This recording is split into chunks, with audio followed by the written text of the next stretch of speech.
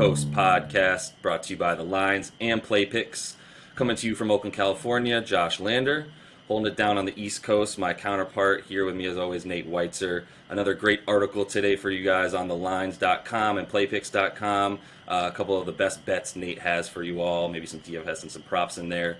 Nate, let's just go ahead and jump right into a nice big slate for Friday the 15th. Yeah, and it looks like that Magic Celtics game is going to happen. We have it opening with Celtics minus 3.5. So that's another best bet I would definitely add just off the top there.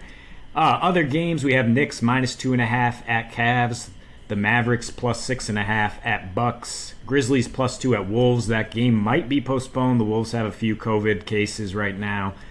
Bulls even money at Thunder. Hawks plus 6 at Jazz. Pelicans plus 9 at Lakers with Zion coming back tonight. And the Clippers minus 6 at Kings.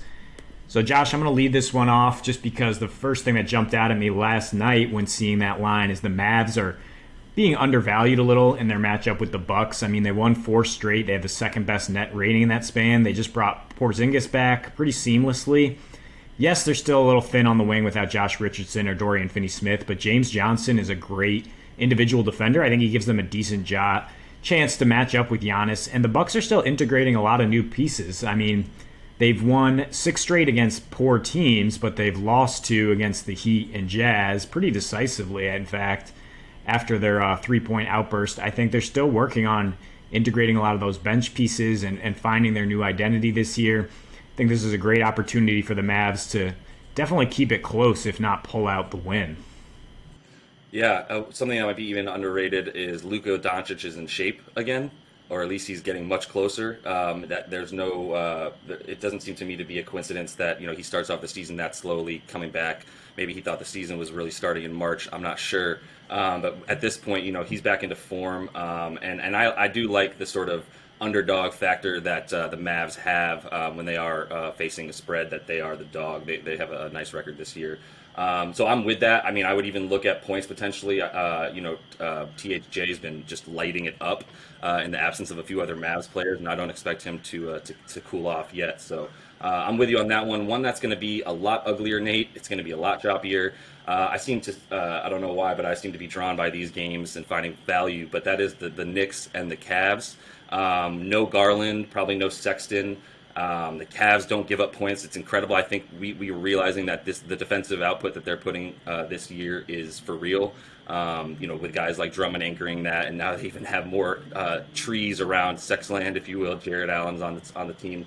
Still questionable for tonight. I don't think he'll be playing. But either way, don't expect a lot of points in this game. The Knicks can't score. They're bottom 3 in scoring and 3-point scoring. The last time these two teams played, the final was 181.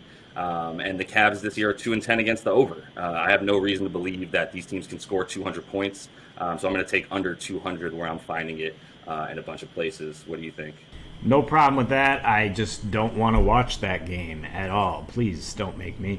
But something that is going to be fun to watch tonight is the Kings-Clippers to cap off a great slate. The Kings are giving up a ton of points lately, 126 in their last 3 games. They give up the most points per game at home. They're dead last in defensive rating in the last 2 weeks. And the Clippers offense is rounding into form. They're averaging 115 their last 3 games. Love this matchup individually for Kawhi and Paul George against a Kings team that's already bad on the wing and now has Buddy Hield hobbling around on an ankle injury. Marvin Bagley basically unplayable on defense. So I expect Kawhi to torch him. He averaged 27.5 points per game in 2 meetings with the Kings last year.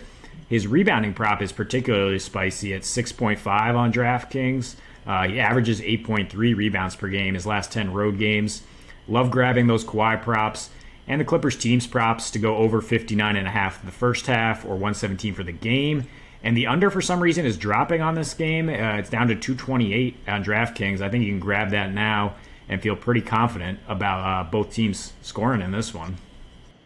Yeah, it's actually surprising how bad the Clippers are on defense this year. They seem to just be going for that offensive juggernaut, which is fine by me. This will be I don't know if I'll call it a fun game to watch, but I agree that there will be points. I agree that the Kings are horrible on defense and that Luke Walton's job is literally just, it's floating by as we watch it just drift away from him. So yeah, I'm going to be watching that game late night, and I'm going to take a couple of those props as well. I might even just take the over and be done with it. Not worry too much about the team props, but a couple of props I do like, Nate. Moving on to some quick hits. If you look at that Hawks and Jazz game, Mike Conley Jr. Performs pretty well against the Hawks, especially on the road in his career, averaging about 18, 7.5 assists, 3.5 boards.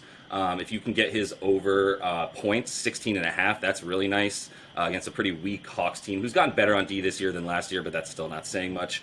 And then the only other quick hit I would add is that Bulls money line as they're taking on the Thunder. I think Chicago was incredible on offense last week. In 3 games, they had the best offensive rating. OKC's offense is just for some reason really bad at home. They have the worst offensive rating at home for any team.